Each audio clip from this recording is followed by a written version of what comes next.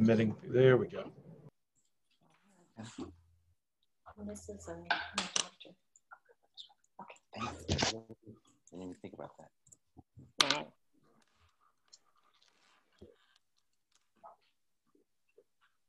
Okay, we're good, Mark. Folks are in the room.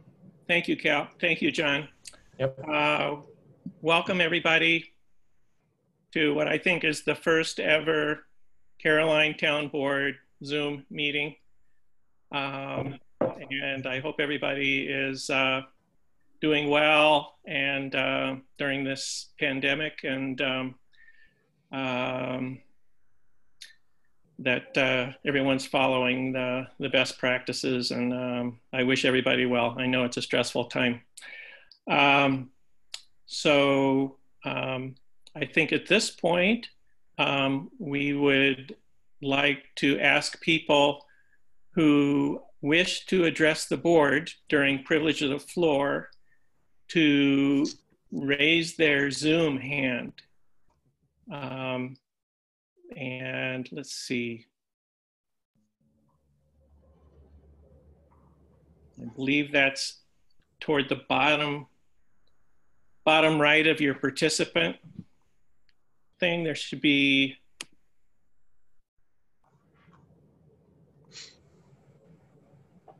yeah, there, on the more button, press the more button, and then that should allow you to raise a hand, which will let us know that you wish to address the board.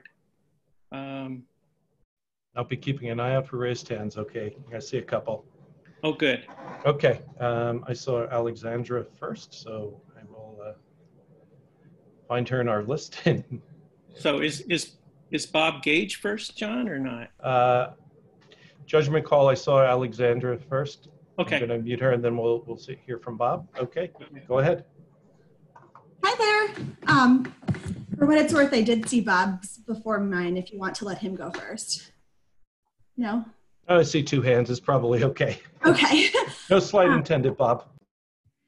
Okay, I have a little something that I want to read because I was nervous to speak off the cuff. Dear members of the Town of Caroline Board, thank you for considering our request for a moratorium on commercial building. I was one of the folks who signed that petition. I have lived in Caroline for 7 years since I was hired by the Ithaca City School District and relocated from Binghamton. I first rented in Slaterville Springs due to its proximity to my old home and affordability compared to downtown Ithaca. During my 3 years living in Slaterville, I worked summers at Brookton's Market and reveled in the beauty of my drive from Slaterville to what I jokingly call downtown Brooktondale. I loved passing the sheep and llamas on Lounsbury. I loved rounding the curve on Creamery and seeing Shelter Belt open up. At the time, Aaron Snow owned Brookton's Market, and I loved going out to Buffalo Road to visit the Snow Farm, and I began to feel part of an agricultural community. Working at Brookton's Market, I met many of the people from this town. A transplant, I was charmed to discover the sense of community and fellowship from people who came from many different backgrounds themselves. I fell in love with Caroline, and when I had enough saved to buy a home and settle permanently, there was no question that it had to be here. I now live in an old farmhouse on Route 79 near Landon Road with a backyard garden and some chickens in the Caroline home of my dreams. It is my hope that we preserve the charm and beauty of this place that I love. May the commercial developments that come to us be ones that foster a sense of community, honor our agricultural vibrancy and history, and do good for our residents. Cheaply built corporate retail stores that prey on low-income rural communities facing systemic barriers to groceries, for example, would be an abomination. Please allow time for the people working on our comprehensive plan to describe and share their vision for commercial development in this town, and place a moratorium on commercial development as we wait for their recommendations. Thank you very much for your time. Thank you, Alexandra. Okay, I see Bob next.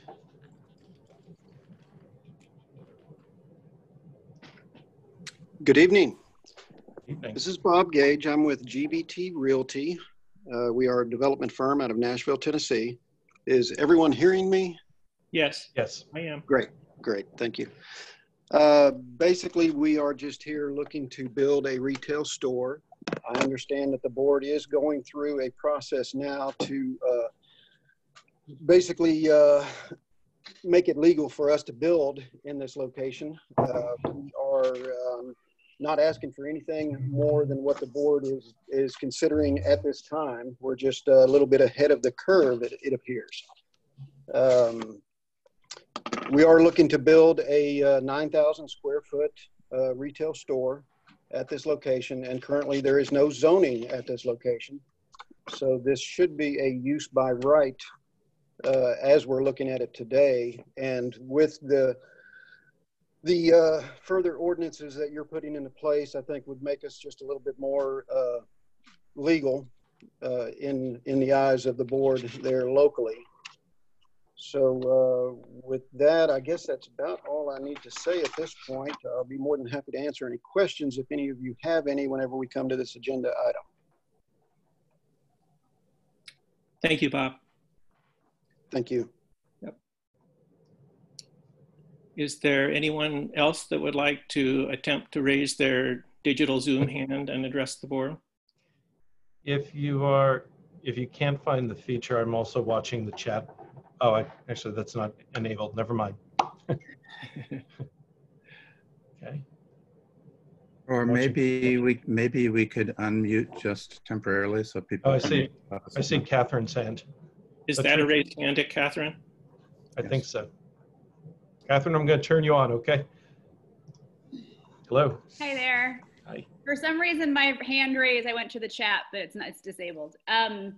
So I guess, of course, I'm a member of the planning board. So full disclosure, I mean, what I want to know is whether or not moving forward, I'm even thinking beyond this project, because I don't think it's necessarily appropriate for me to have a personal opinion about it at the moment, given that the comprehensive plan has been like brought to the fore as the way to deal with this. So the planning board has not had a chance to meet about this in particular. But I would just like to say that assuming that this is whatever will happen with this project will happen, I want it on record that this is a perfect example of why we absolutely have to move forward with some form of delineation around development and what kind of development we want. We can call it zoning, we can call it something else, but I mean, this is just the tip of the iceberg. And so moving forward, wherever it lives, because the comprehensive plan, as we all know, is a vision, it's not legally binding, and that is pretty terrifying to me. So that's all I want to say about that. Thank you, Catherine. I guess realizing that Catherine was having difficulty raising her hand, if anybody else wants to give it a try through chat, or if we can see you physically raising your hand.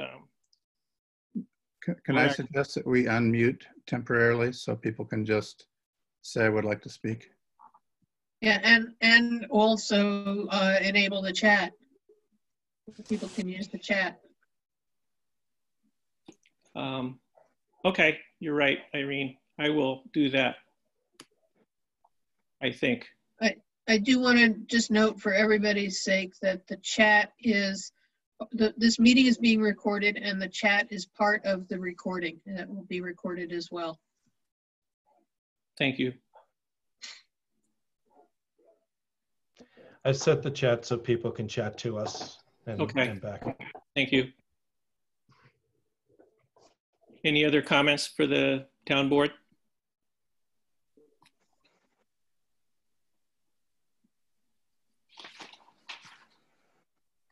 Are they unmuted?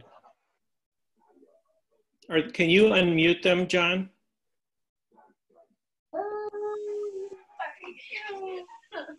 I wanted to see what he would say. Why you mute? Well, I'm muted, yeah. So I've unmuted everybody who wishes to be unmuted. A lot of folks remuted themselves, which I'll take as signifying they don't wish to add anything. It looks like the only person I see unmuted still is Rita. I don't know if Rita wanted to make a comment or not. Well, since I couldn't, all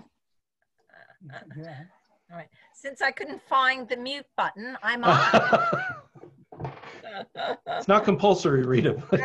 No. But I do want to thank you for making this incredibly important issue a priority by putting it on this agenda. And I was going to just listen today to the discussion and formulate my questions and my comments for next Wednesday's town board meeting on the 15th at 7 o'clock. So yeah, I'm actually going to listen. But thank you again. Great. Thank you, Rita. Chris, I see your mic is on as well.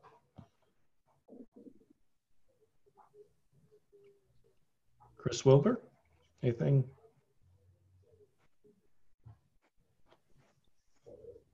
I'm going to take that as a no.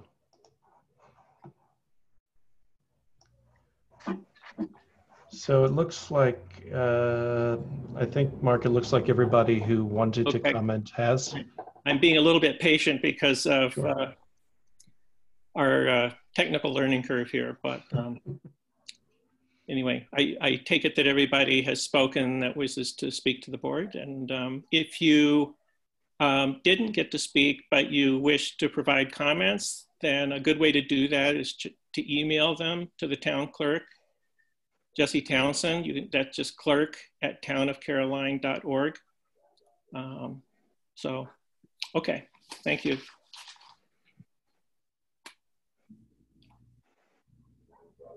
So with that, I will move to the first agenda item of the meeting, which is to recognize that we did receive a petition signed by a number of residents requesting that the town board consider a moratorium on commercial development until the comprehensive plan is completed. And as you know, the planning board has been working on the comprehensive plan for at least 6 years. They've done a very methodical and rigorous job of soliciting public input to the plan, which is critical to a robust comprehensive plan. And they are now nearing completion of the comprehensive plan sometime within the next year. Let's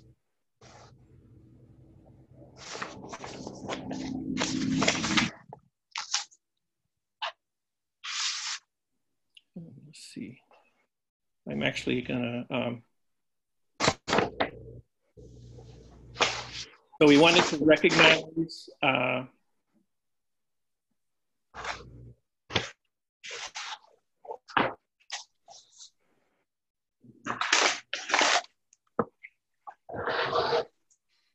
so we wanted to recognize receipt of this petition, and excuse me for a minute. I'm gonna.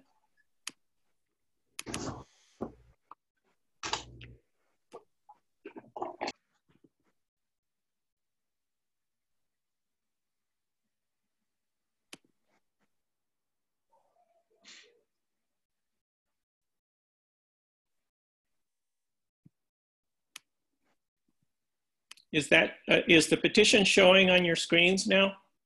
No. No. Okay. You need to have it show on your screen, and if it's showing on your screen, then it will show on ours. Okay. Where you have to share that particular document. Right. And I just did that. You have to quit sharing screen and then share again and choose that document, Mark. Okay.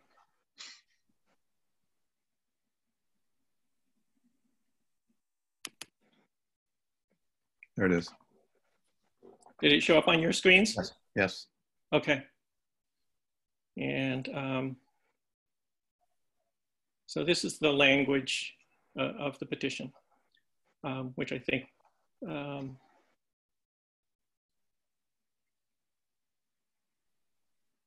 has been articulated in some of the comments that we received tonight.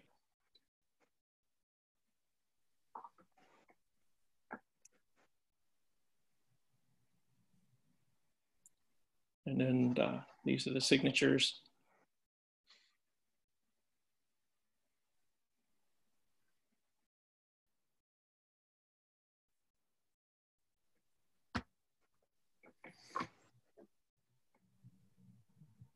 Great.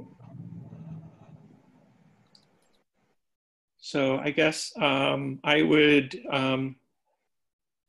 ask the board members, I would suggest we open it up for discussion amongst ourselves based on the feedback and information we've received. And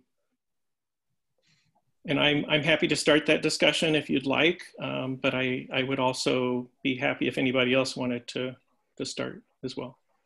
Tim? Since I'm the liaison to the planning committee, I might just say that there's it appears that we're going to have a draft of the revised comprehensive plan for public consideration or public presentation.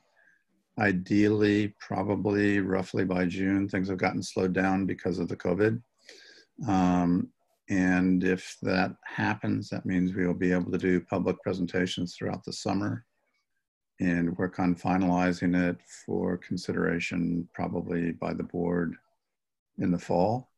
My own personal opinion, understanding the kind of direction that that plan is going in, is that it would be perhaps wise for us to take into consideration this petition and think about putting on the agenda for the business meeting the discussion of a potential moratorium.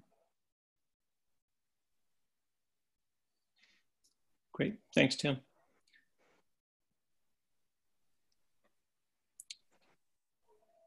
I guess I'll chime in now.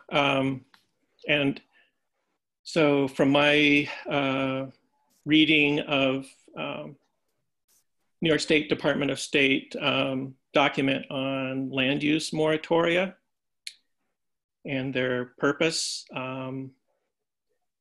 I feel like our circumstances now call for us to impose a moratorium until the comprehensive plan can be completed. The circumstances that we have right now that I think give credence to this are that the comprehensive plan actually has been under rigorous review and construction or revision for the past 5 or 6 years, and that it is actually near completion, as Tim mentioned. And so I think given the prospect of a significant commercial retail establishment in our town, I think it's incumbent upon us to make sure that the comprehensive plan is completed and that that any development that occurs then is consistent with that plan. So I'm very at this point I'm strongly in favor of considering a moratorium.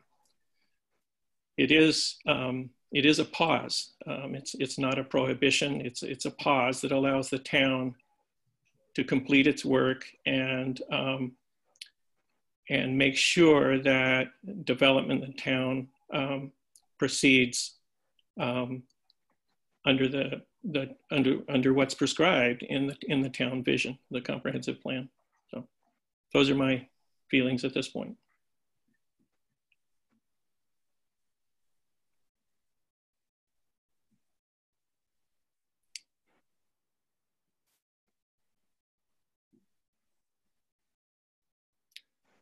I would agree with Tim that we give this consideration at the business meeting next week. Yeah, I'd like to suggest that there's actually a resolution put forward next week to support a moratorium, you know, and we'll vote and see whether we have the votes to support it. But I recommend that there be a resolution that actually describes the purpose of the moratorium, the duration of the moratorium, you know, all the kinds of things that we've had in other instances where we've put together, you know, and you know, voted to have a moratorium. I think that we need to have, you know, a solid legal document as to the grounds and the purpose and the duration. And I would encourage that we bring that forward next week. Great. I think it's a great idea. So what you're proposing is a resolution that would provide the underpinnings of any potential local moratorium, local law. Is that right? Yeah. Yeah. Okay. Yeah. I mean, otherwise, what are we doing next week? Right. I agree. So it's a great idea. I believe that I had written the moratorium that we had, was it 2 or 3 years ago now, for development while we were revising our site plan review law. Right. I have looked at that. Yeah. And so the proposal for the moratoria there is probably a good you know, structure for us to review, and right. You know, we have to change some of the language, you know, from site plan review law to comprehensive plan or whatever. But you know, I think exactly. that probably the structure of that overall is a pretty good structure. I think it was. I looked at it the other day, and so that is that's basically it's the draft law, and I think I think it would be possible to compose something like that for us to consider next week or evaluate. Okay. So that's what I would propose doing. So. That sounds like what you're suggesting, Irene. Is that correct? Yeah, it is. You know, otherwise I'm not sure, you know, just to discuss at the meeting. I don't know where that gets us versus discussing at this meeting. I think that, you know, we need to have, you know, a real justification, and, you know, for it all to be articulated, and us to be able to consider it as a piece. I agree. Great. Yeah, I concur with that. This is helpful information to have, and I appreciate members of our community coming out to express their concerns to us and share this petition. And I agree with Irene. I think our next appropriate step is to offer a resolution and formally discuss it, as Irene outlined. Right. But basically, with, as Mark said, you know, the structure of, you know, again, as a reminder, enacting a moratorium is passing a local law. And so, you know, I'd want to see pretty much what's that going to be. Right. Sure. So. Great. Good. Thank you, Jen. Yep. Cal, did you want to chime in? Oh, Cal, you're not. I think Cal's not unmuted. Cal's on mute.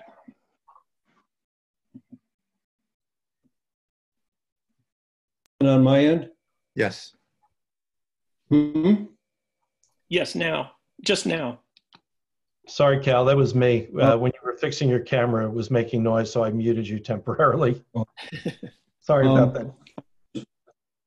I'm just wondering what the continued comprehensive plan development might bring forward that's going to impinge on this project.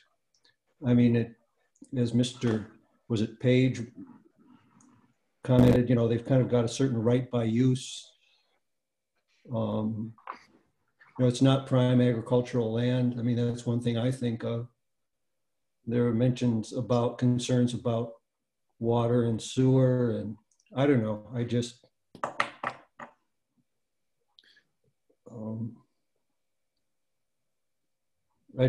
you know, if we're just stringing this out, or if something is actually going to be accomplished and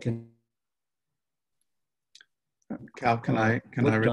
I think issues for this sort of small, well, just a second. I think the thing that I've heard that people that live near sort of things worry about traffic, crash, and noise. So there's something that the comprehensive plan could work on there, I would hope. So I just, have questions. I mean, it is just a pause. And if there's things that haven't been addressed that we want to see that we can work with this firm to, get something that's acceptable, or if it's not acceptable to them to meet our standards, then so be it. But I feel they have I hear between the lines that we want to prohibit this, and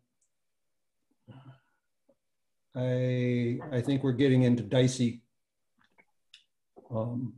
situation at that, but I don't want to just give somebody a blank approval to go in and throw up whatever we these developments on county and other counties, and they seem to have a blueprint that you pretty much know what you're going to get. You're going to get a box on a piece of barren land with a parking lot. Something about, somebody sang a song about that about 40, 50 years ago. It was Joni Mitchell. I think that was her name. Well, anyway, I'm done.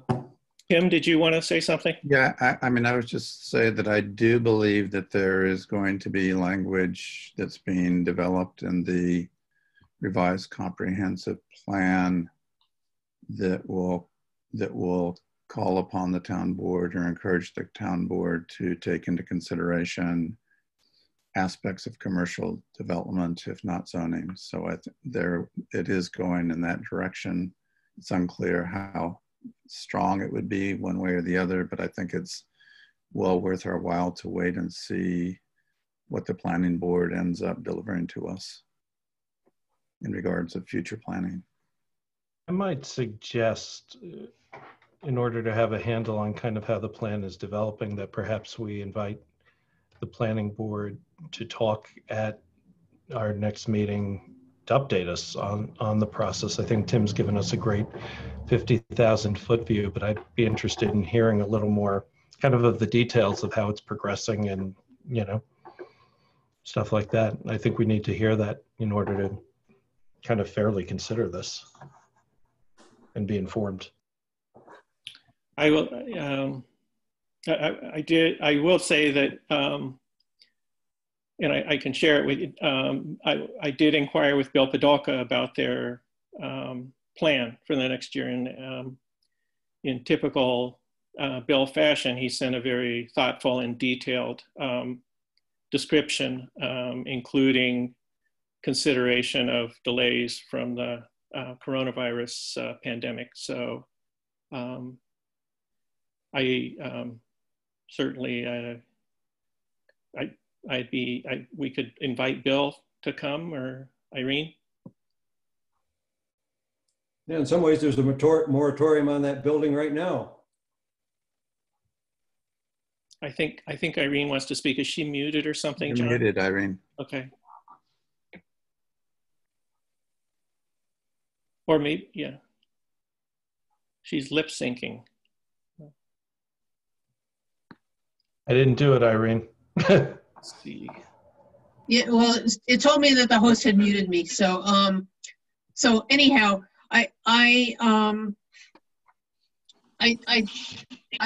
want to suggest that we consult with Guy as to what aspects of the committee's work is confidential while they're working on it versus what is public information. I don't know the answer.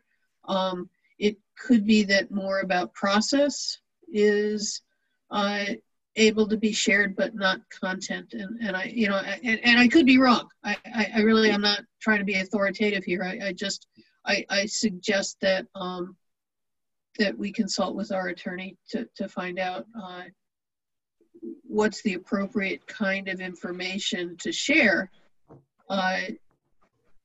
as to what's going on with the comp plan, since it is still a draft. Typically drafts are not public, and so, you know, process, timeline, those sorts of things probably are public. I'm not sure that content is or should be, and so I just want to, again, you know, just ask that we consult with our attorney about that before putting any sort of pronouncements out. I think. Go ahead. I was going to say, Irene, I think that's certainly wise. What I will say is, while that might not yet, sorry, it's a long day. I agree, there may be some sort of proprietary things in there at this point, but they're not proprietary from the board. So I would suggest that if guidance is that, then that we look at it at the very least in executive session, so that we are making an informed decision. Sure, but just in terms of, you know, what we discuss publicly, and I'm not, yes, you're absolutely right that we should know what's going on, but how much of that is available to the public, that's a good distinction, so thanks. But as I read Mr.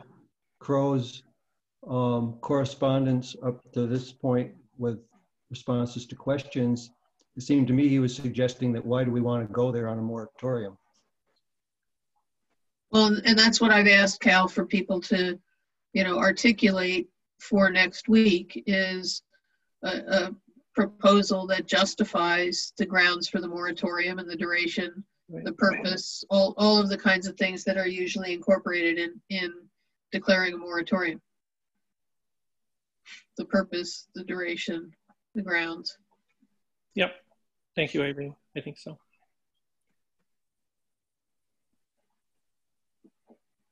Okay, I think we have a good plan for next week. I do have one question, which is, what is the status of the application? It was my understanding. It was submitted to the review board for a sketch plan review in March. That meeting was canceled because of the coronavirus, and they haven't met again since then. So I think they'll be meeting in April. Okay. And I'm maybe, is that right? Do you know, Cal? No, I know that Craig is engaging with Zoom technology, and so I think they're planning to Zoom it. Yeah, exactly. Okay. I'd miss getting together though in person. Okay. Yeah, there's no cheese, Cal. I know. Great. Thank you everybody for your thoughts.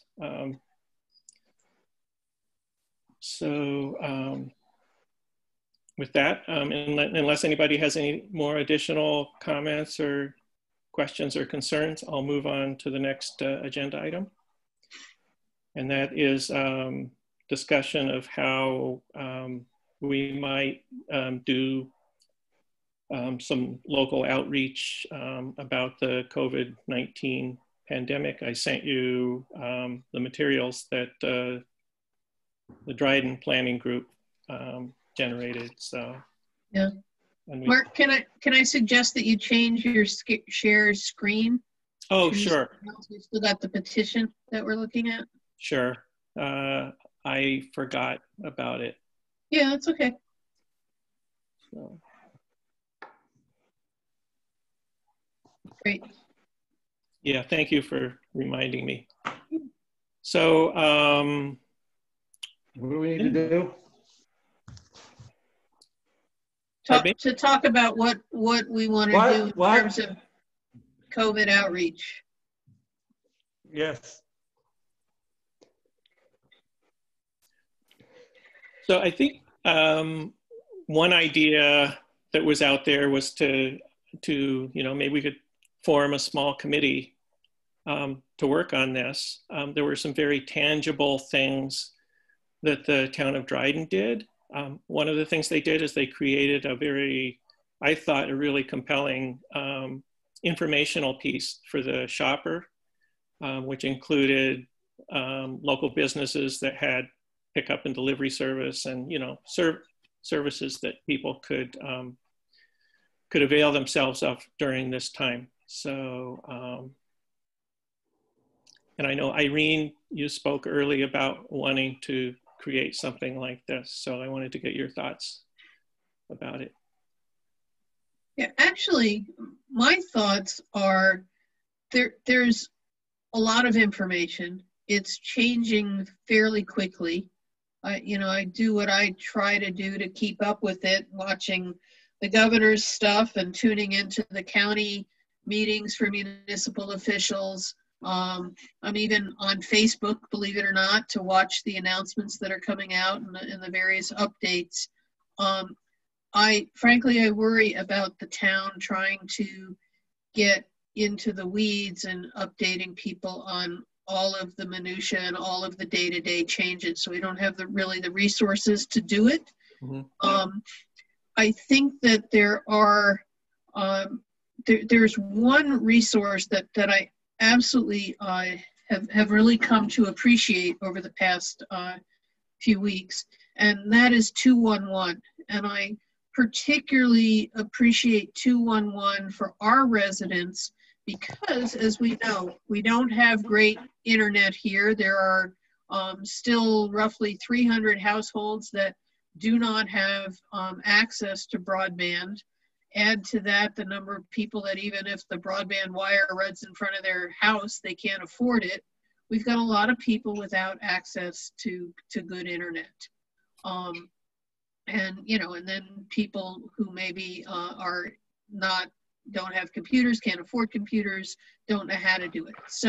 So I think that, so for all of those reasons, plus the fact that they're super knowledgeable and up to date and really a terrific resource, that 211 is the main thing that I want to see us promote. The other would be, the health department and the phone numbers there. But most any question you have, you can call 211 and they have very, very, very good people on the end who are able to provide and direct you to the resources that you need. And so given that, I was in fact most taken with, we could do a mailing that provides some basic information. In fact, I've been in touch. I think you guys know that I also do deliveries for Food Pantry. And so I've been in conversation with John, blanking on his last name, who runs the Food Pantry. John Martin.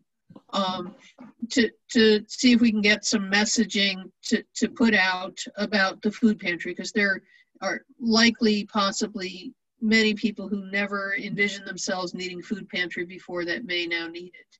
And so, I want to have messaging as to how they can access the food if they need it. But so anyhow, so 211, Food Pantry, Health Department, and those are probably the main things that I would recommend putting. And so the ways to put the information out, yeah, we can do listservs, we can do Facebook, whatever, people typically do. But two things that I'd like us to consider doing is, one is a mailing to all the households. And doing that is a little bit nuanced because, for example, our tax roll goes to the property owner. It doesn't necessarily go to the tenants. So, Bruno Schickel would get an announcement from us, but the 80-odd households in the Schickelville complex would not. The Boysville complex would not get those announcements. So, so we'd have to do a little bit of extra work to make sure that the residents here are getting it and not just the landlords. But in any case, a mailing to residents here, as many as we're able to figure out how to reach. And the other thing that I really liked that Dryden was doing was lawn signs. They're something that we're I thought, you know, the design that they had actually, I thought was terrific. That just said, you know, have questions, call 211, you know, or COVID-19 questions, call 211. You know, just something really basic, simple. I think it's a great way to get information out. So those are my thoughts. I have a request that I've used some of the time I've had lately to organize my barn, and I have a huge supply of yard sign wires. So please don't order yard sign wires. I have them. If we do that, which I think is a good idea. I think that would be a nice thing to do. And I think it would be a nice design project. Tim wishes to speak and is muted. Can unmute. Yeah, I just wanted to say, I think the yard signs would be a really, really effective idea. I'm wondering about the mailing, Irene, in terms of just the rapidity with which information is changing, and then what you described as our inability to reach probably a lot of the people that we would want to reach, because they're not landlords, they might be renters. So maybe the lawn signs is just the way to go. It would be probably a little bit more efficient. If we'd give them access to the same information, probably we could include a URL as well that they could access. And that would then consolidate things, and it might just be a little bit easier for us.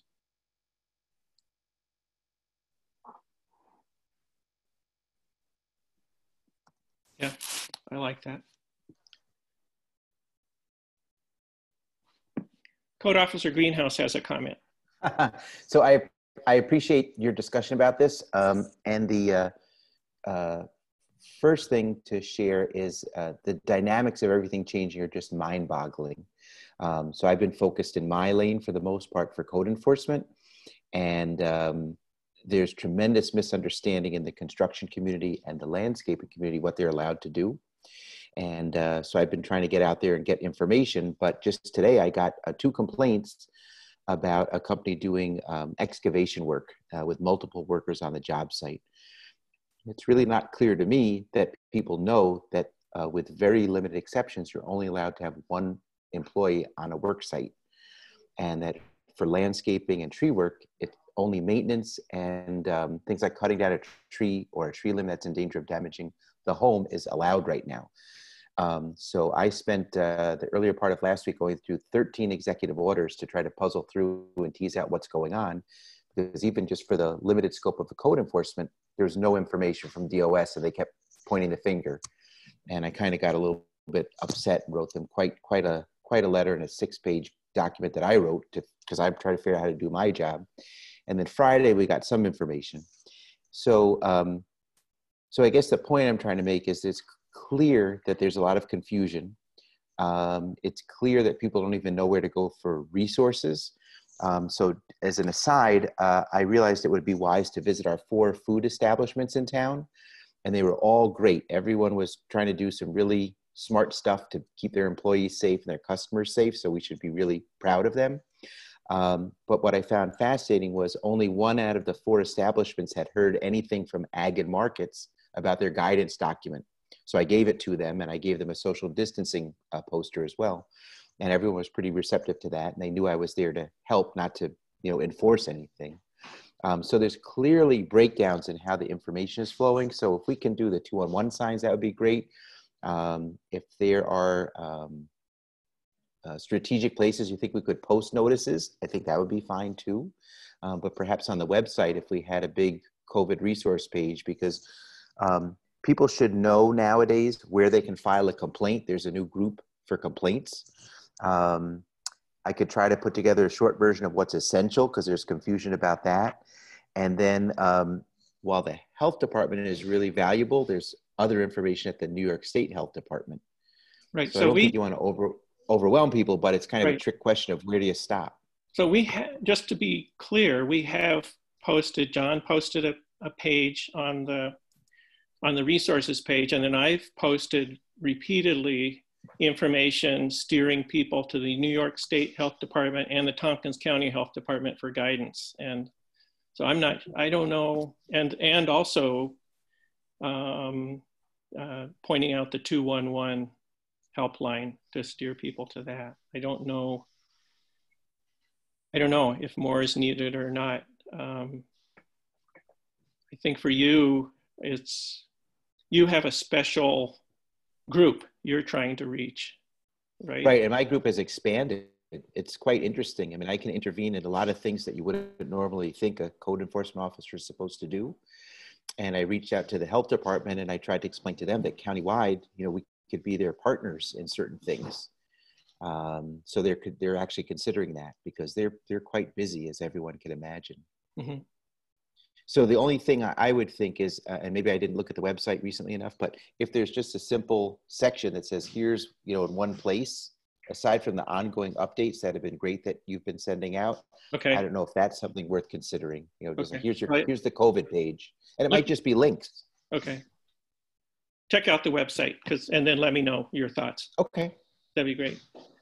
So I wanted to circle back to how we get this done, and I think we kind of discussed a little bit previously, maybe developing a committee that could work on this. Or I don't know. I see Irene kind of shrugging or something. Or no? Oh, you're muted again. I'm sorry.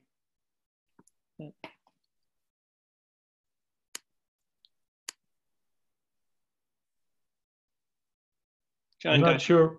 I'm not sure why people have suddenly muted because I haven't hit anything. Yeah. Very odd. Yeah. Okay. Yeah, I have mixed feelings about a committee, given the challenges that we're all dealing with right now of convening, and it just, it feels like there's some basic things that we could do expeditiously, and that we should move to do them. Lawn sign, as we know, takes a week or maybe two. That's true. Although honestly, I don't know. Are they printing lawn signs right now? Or is, I can't imagine that that's considered an essential activity. And so they may not be, I don't know. So, but they've got plywood and spray paint at Lowe's. There you go. Well, and then you need people who can do that. It's not me. Okay, so that's something to explore. But so anyhow, lawn sign seems like a great idea, but now that I think of it, I don't know if we could get them right now. And yeah, committee just feels cumbersome and inefficient. Maybe we could get lawn signs from one of those states that isn't locking people down. Yeah. Yeah. It's possible that some of those things are available, through sites like Vistaprint, for example. But I wonder to some degree if, this many weeks in, people sort of are plugged into the resources. Like if this were a month ago, that feels more timely to me. Yeah. The website's been updated as an example. I think I put that page up a month ago, and I've been working at home like in my third or fourth week. So, I'm not suggesting if we think it's needed in our community, we shouldn't do it. But my question is, I don't know if it is at that point. Good point. Yep, I had the same question.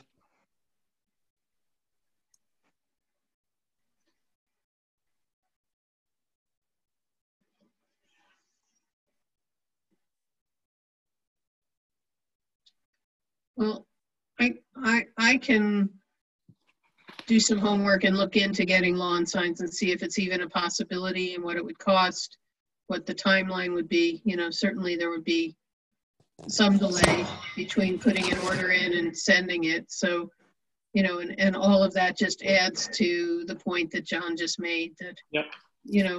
If I report back next week and, the answer is that it'll take 10 days to 2 weeks, which is what it usually is during campaign. you know, we're already 3 weeks from today before we even get the lawn sign. So, yeah, you know, there is a timeliness issue that I think that's a very good point.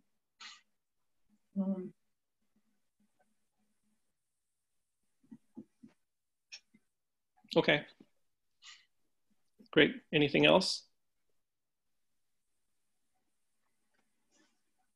I don't know. You know, we have other people still tuned in. I welcome hearing from other members of our community if they have thoughts of what may be needed or what their own needs are that maybe, you know, they'd like to see the town fulfill. I don't know. If people think there's a need, that would be something. Yeah. Yeah. So I don't know if any of the people that are on, I see that again, several people are muted.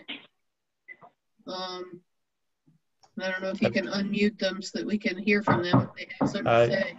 I have, and some of them are muted anyway, which makes me think they're choosing to remute. And Okay. a couple of folks are unmuted. So I see Catherine unmuted. I see John Reed unmuted. Sue Pierce Killing unmuted. Okay. Yeah. The list keeps shifting. This is Sue. I first wanted to say thank you all for making this happen virtually. It's pretty amazing, and you're doing a great job. And I really like being able to Zoom into town board meetings after this whole plague is over. Maybe we can continue to do something on this line. Yeah. And just thank you, Irene, for the information on 211. I really hadn't been aware of that, so I'm going to check it out.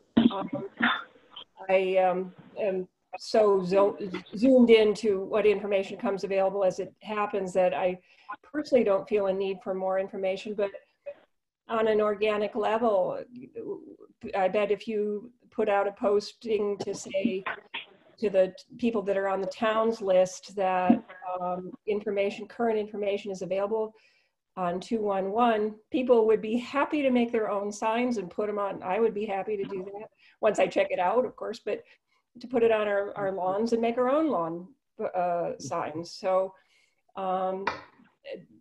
everybody's making their masks and whatnot. So I think you'll find a receptive community here to do it organically, if that would help.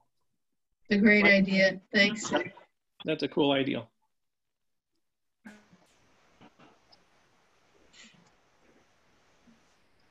Anyone else from the public? Alex, Catherine. Great. All right. Catherine, did you have something? Was that just a wave? I think she wants to speak. I think we need to unmute her somehow. There she went, and now she went back.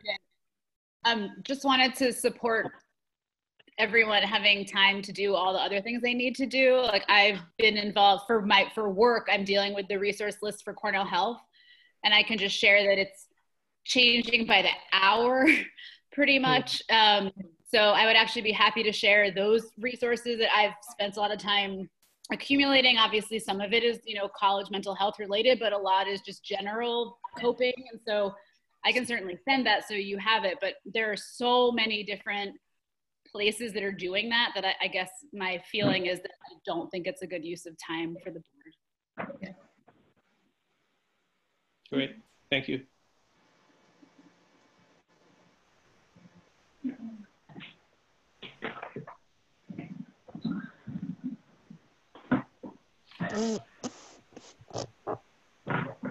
Great.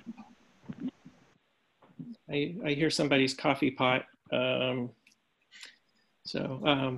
Great. Okay, so I guess I'll move to the next agenda item and call for any committee reports from the committee members from the council. If you'd like to share. There's not much to report, as you might imagine. Okay.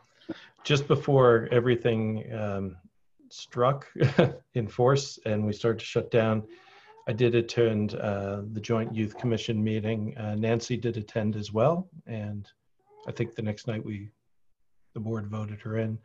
We will be having a virtual meeting, like most of us are doing for most things. I may have mentioned this already, so apologies if it's a repeat. JYC is issuing a request for proposals to give some more organizations a chance to ask for funding. That's not to necessarily imply dissatisfaction with the current fundees, but just to open it up, which is something they do every couple of years. So just a little update on that. Great. Highway's been pretty much, the crew's been on furlough except for emergency things, but Bob is getting a little anxious about just getting behind on just the routine work that needs to be done. And it seems that he'd like to go ahead and call the crew back in next week and just make sure that the social and physical distancing and guidelines are adhered to, and just get going with highway and maintenance and things that need to be done and are on the agenda. There is some concern about what the CHIPS refunding might be in this coming year with all the budget shocks that have hit the system. I know that Bob's been talking with Mark, so maybe Mark has even more information than I do, but I just, that they'd like to be getting back to work and getting on with things, and yet be safe and considerate while doing that, as long as it's not being totally capricious. Mm-hmm. Do you have any ideas about that, Mark? My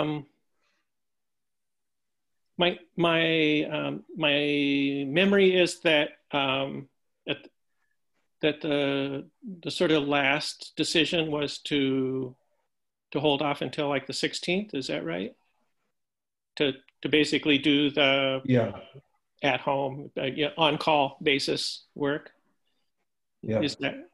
Is Bobby thinking after that point? Yeah, next week, next week would be the 16th. Mm-hmm. Today's the 7th. So that would be 16th would be next Thursday. Mm-hmm. I don't know if that's the end of a pay period and start again, although pay really isn't the issue, because they're being paid for. Yep.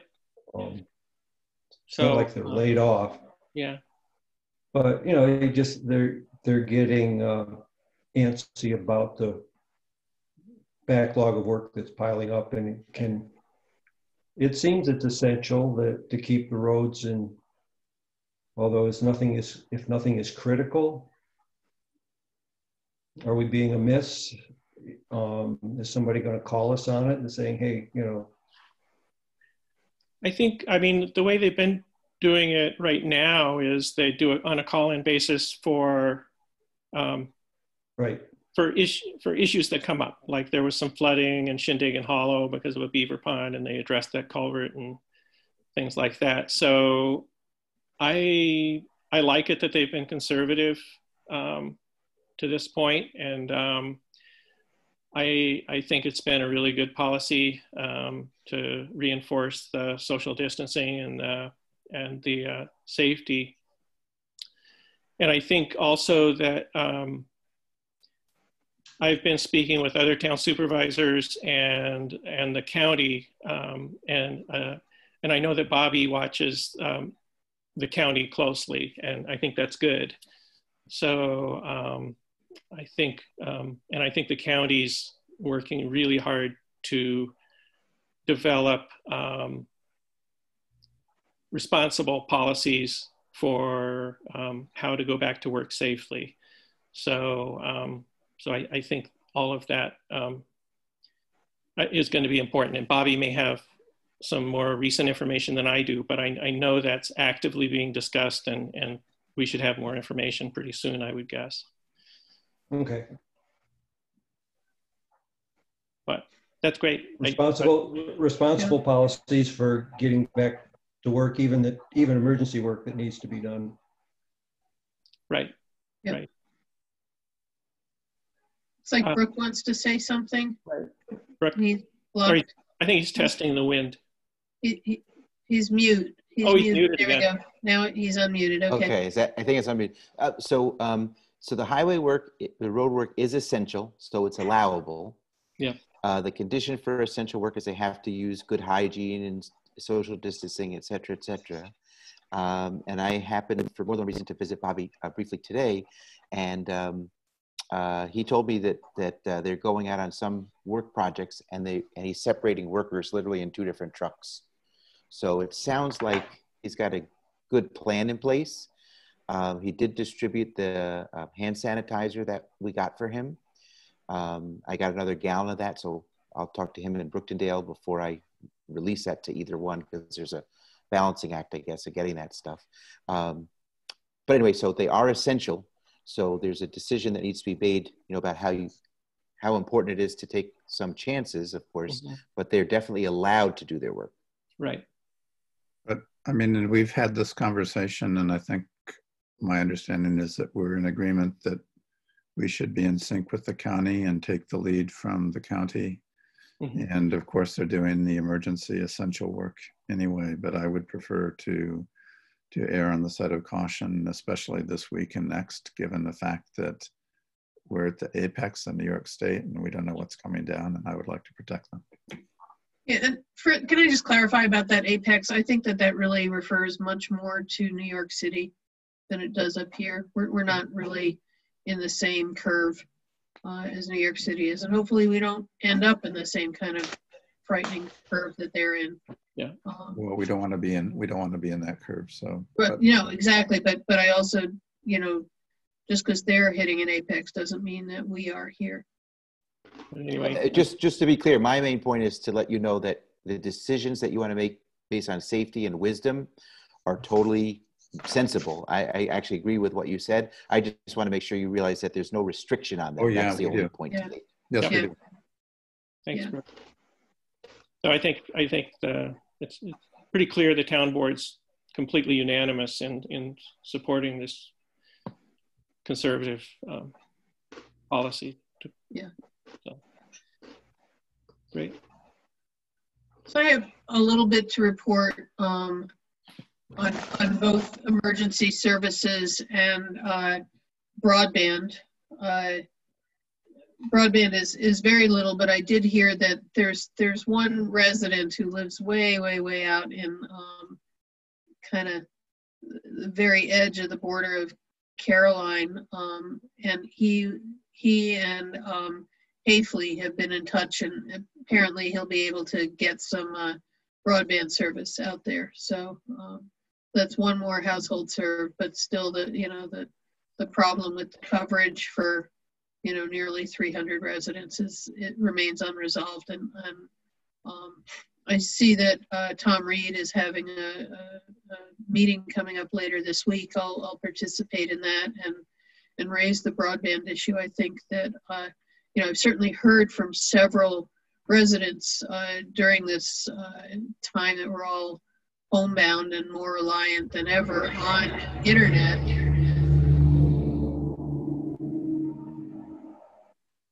We have both people who teach, who have been unable to teach from home, and then any number of, people with kids that are students who are unable to learn from home because of the poor internet, to say nothing of, all of the telemedicine that everybody talks about, talk to your doctor, blah, blah, blah, telemedicine.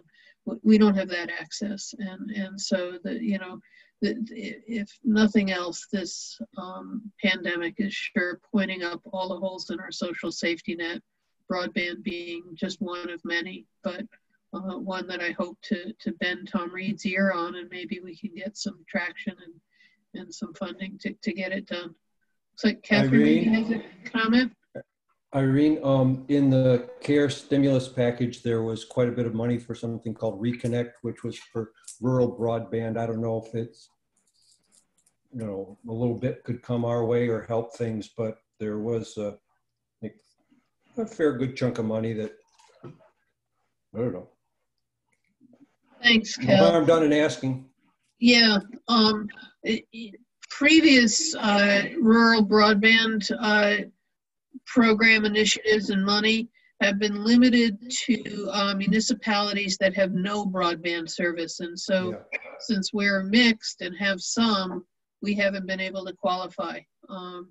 But I don't, I don't know. Thank you for alerting me, and I can look and see and try and learn more about this. Keep hammering them. Yeah. Catherine, it looked like you had something you wanted to say.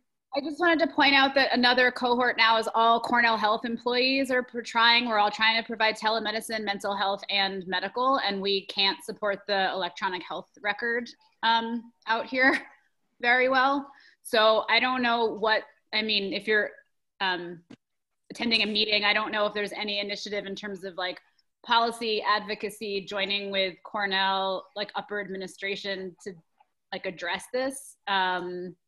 I don't know. I've brought it up with Cornell people to, see if they are aware, but basically all of the IT needs, like it's dependent on what the internet has to be good enough to support the VPN for Cornell. So just as an awareness point, like all Cornell employees who are in this area are gonna have an issue. Okay. I have a relationship with Charlie Krasansky, who's the lobbyist for Cornell. So he's active in Albany. I'll get in touch with him. It's a good tie-in. I'll see if there's a way to piggyback on what Cornell is doing at broadband. Tim, did you have a comment? Yeah, I was just going to say that I'm on a couple of other boards, and we've been meeting about the care over the past couple of weeks. And just a heads up that at least a number of the economic packages are first come, first serve. I suspect the broadband funding would also be first come, first serve. So if we can, whatever's possible, move as quickly as possible, because the money's just going to go fast. Yeah, and I don't know whether it goes to municipalities or whether it goes to the broadband providers, which is previously how the money has been appropriated. At least, when the governor was running his programs. I don't know what the programs, how it goes. All right, anything else that anybody has on broadband? Okay. The other piece is emergency services. This is a little bit different than the usual report about, the various departments. As some of us learned from Brooke and others maybe saw in the Ithaca Journal, there was a fire Sunday night here in Brooktondale.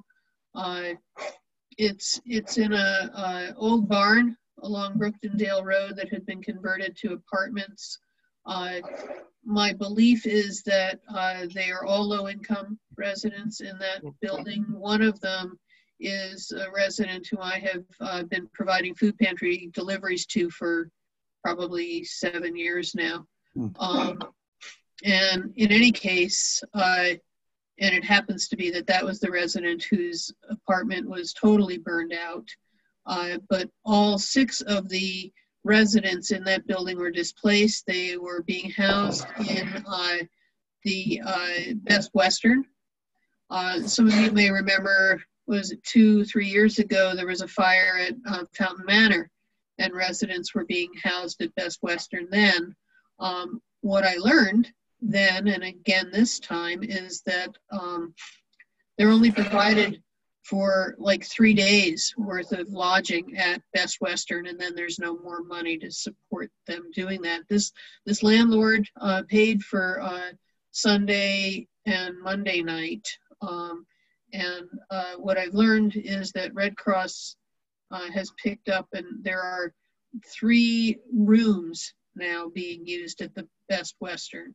One is this guy who I delivered food pantry to, and then I don't know how many occupants in the other 2 rooms, and the people at the front desk weren't able to disclose that information. But I was in touch with DSS, and I learned how to get the people who continue to reside at Best Western, how to get them hooked up with cash assistance and housing assistance and food assistance. And so I've given that information to the people at the desk at Best Western.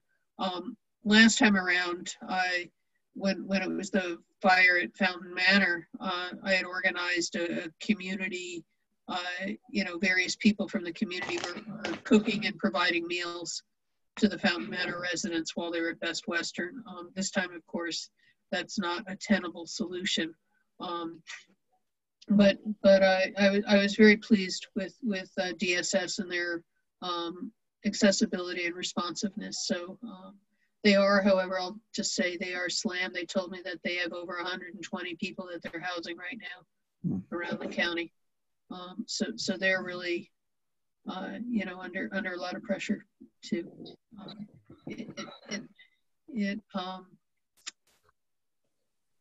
Just as the holes in our safety net are being pointed out, I think the other thing that's really being pointed out is how many people, and often, the not very well paid people of our community are really the people who provide the essential services. And so I'm just so grateful to everybody who's made themselves available at this really challenging time. So that's my emergency services report. Okay, thank you. Great. Any other comments? I kind of already gave my planning report. Okay, thank you. Great, thank you everybody. So I'm gonna move on to the next agenda item, which is the review and approval of the minutes of March 11th business meeting, which are now on the website as draft minutes. And so I will open for any comments from the board. I have reviewed them and found them in good order. I have not reviewed them, so I don't know if we can put this till next meeting. We can. They're on there as draft. I will let you know that I would like to. I know traditionally we always did the minutes review at the business meeting, but that means that you're waiting a week on minutes that could be approved. I think it. Yeah. I would like to always to start a process where we approve minutes at the very next meeting after they're taken. So, have you sent them out to us? I think so. Out. Jesse's trying to speak up. I think, yes, they were sent out is what she's saying. By Jesse? There we go. Yeah, I emailed them the day after the business meeting last month. And I remember looking at those and writing back that they were great. Okay. Yeah, I did too. That was a while ago already. Okay. Yeah, they great. So on there, we forgot we had it. Yeah. That was like pre-COVID, right? No, so almost. Yeah. So hearing all of Minutes that. The day after the meeting, there's a novel idea. So is that an approval of the minutes then? Shall we take the draft off, or do you want to wait until next week? Did you have they were great. Okay. Thank you. The minutes of March 11th are therefore approved. Thank you. All right. I will now take agenda items for next week's business meeting. We already established one important item, and that's we'll have a resolution that presents the draft moratorium that we would propose for a moratorium on commercial development pending completion of the comprehensive plan. I've also received the Tompkins County living wage resolution certification that we do periodically. So I'll put that forward. I sent you earlier the Tompkins County Health Consortium revision of the bylaws or whatever. So we should look those over. The town of Ulysses had very key questions that were answered in that. So I sent you a bunch of documents. It looked overwhelming, but it's not as bad as it looks. So anyway, we should look that over and decide if we have any more feedback for the consortium for their consideration. I think they want to adopt those midsummer in July or so. Association of Towns sent a summary of the New York State budget. So I thought that might be a good thing for us to review next week in light of our own budget thinking, the beginning of budget thinking and concerns about budget impacts of COVID-19.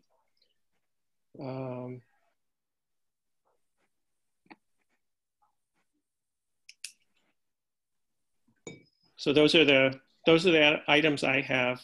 Have I missed anything, or do you have any other suggestions or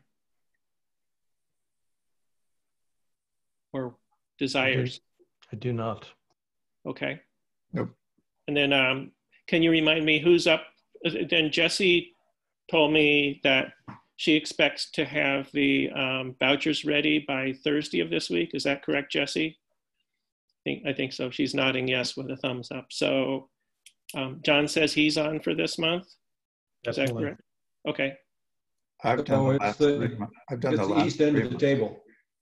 I'll do. John and Cal? Okay. Yeah, it's the east end of the table. Okay. Can I make a suggestion in this regard? Since sure. We now have this luxurious situation of having the vouchers well in advance, that since we have an active office staff, even though now I guess it's rather virtual, I'd suggest that if we have questions about particular charges, et cetera, that I think it would be helpful if we could resolve those before the business meeting instead of taking time to do it in the meeting.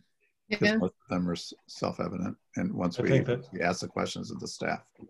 Yeah, I think that's optimal. Yeah, that is good, Tim. And a lot of times, if we do have questions, it's necessary to dive into the, last month's abstracts or whatever. So having advance notice like that really helps with the research. So thank you. And thank you, Jessie, for doing it so efficiently. Yeah. All right. So I'm looking at my agenda and I don't really see much more. So does anybody have anything else they'd like to add? Great. Well, I do want to say thanks everybody for joining our first Zoom meeting, our virtual reality meeting, and putting up with with my technical clumsiness. We somehow managed it, and I thought it was pretty enjoyable to see everyone. So yeah. Next one will go better. Yeah, that's right. That's solid right. For first effort. Yeah. Yeah. Appreciate everybody's engagement too. Good. Great. All right. Well, thanks everybody for joining the meeting. And wait. Don't go away. I do have one quick thing. Yeah. I don't know if folks saw this on Facebook or in the news, but yeah, I just saw that Irene's going to say the same thing. Yep, exactly. We're sending a busload, we meaning our community, a busload of healthcare workers to New York Presbyterian to relieve the medical staff down there. And Cayuga Medical Center is encouraging the community to safely, maintaining social distancing, line the route, which is likely to be Route 79, to just cheer them as the bus goes by. So maybe it might be 79? What's that? You think maybe it might be 79? Yes. Well, it said 79, right? It's a good guess, right? I think the bus leaves Cayuga Medical Center at 8:30 is my understanding. Yeah, that's what it says. Tomorrow morning? Tomorrow morning. Okay, I'll be there. Yeah. Yep, we're going to do it. If you're on social media, spread the word. Let's give them a big send off if we can. That'd be awesome. Yeah. Great. Our healthcare workers are getting it done. Yeah. That's wonderful. Thank you. Great. Yeah, All right. I heard a county legislature discussing that there are up to 60 workers who would be going down. So and then there became question of when they come back. You know, are they quarantined for 2 weeks? And so it relates a bit to the description that Rick was giving about essential workers. Apparently have different standards. Certainly they'll be screened, and anybody who, you know, shows any kind of fever or any other indications that they're infected would not be permitted in. But otherwise, you know, they'll be screened and checked closely, temperature taken twice a day, wearing the N95 masks, but potentially even back to work here after, I think is it 2 or 3 weeks that they're going to be down in the city. It's a significant amount of time. Yeah, I'm not sure. Yeah. So anyhow, it's really something. It's something all around what's happening. Yeah. Great. All right. Great. Well, thank you, everybody. And yeah.